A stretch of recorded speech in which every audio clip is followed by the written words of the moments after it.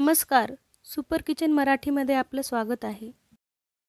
आज आपण पाहूया पाण्याचा एकही थेंब न वापरता बाजारात पॅकेटमध्ये मिळते तशी एकदम सॉफ्ट जास्त दिवस टिकणारी अद्रक लसणाची पेस्ट कशी बनवायची।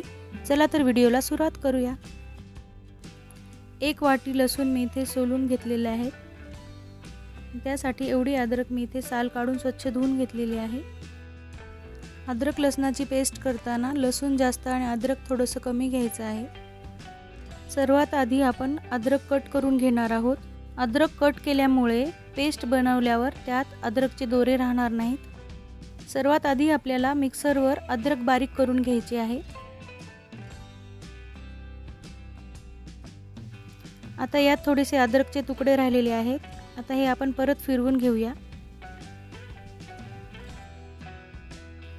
ही पहा एकदम फाईन अशी पेस्ट तयार झालेली आहे। अद्रक छान बारीक झाल्यावर आपल्याला यात लसूण घालायचे आणि हे पण आपल्याला बारीक करून घ्यायचे। सुरुवातीला जर आपण अद्रक लसूण एकत्र मिक्सरवर वाटून घेतले तर ते छान बारीक होणार नाही। त्यामुळे अगोदर अद्रक बारीक करून घ्यायची, नंतर लसूण मिक्स करून हे वाटून घ्यायचे। सहसा आपण या प्रकारे अद्रक लसणाची पेस्ट बनवतो, पण ही जास्त फाईन झालेली नाहीये। आता आपण यात थोडंसं मीठ आणि थोडंसं तेल घालूया, त्यामुळे ही पेस्ट खूप बारीक होईल आणि जास्त दिवस टिकेल।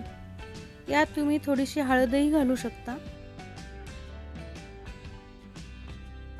तुम्ही पाहू शकता पाण्याचा एकही थेंब न वापरता एकदम फाईन अशी अद्रक लसणाची पेस्ट तयार झालेली आहे। एकदम फाईन पेस्ट तयार झालेली आहे। अद्रकचे कुठेही दोरे राहिलेले नाहीत। ही स्टीलच्या डब्यात भरून तुम्ही फ्रीजमध्ये ठेवू शकता। संपेपर्यंत याचा रंग बदलणार नाही। माझा हा व्हिडिओ आवडल्यास व्हिडिओला लाईक करा आणि चॅनलला सबस्क्राईब करा।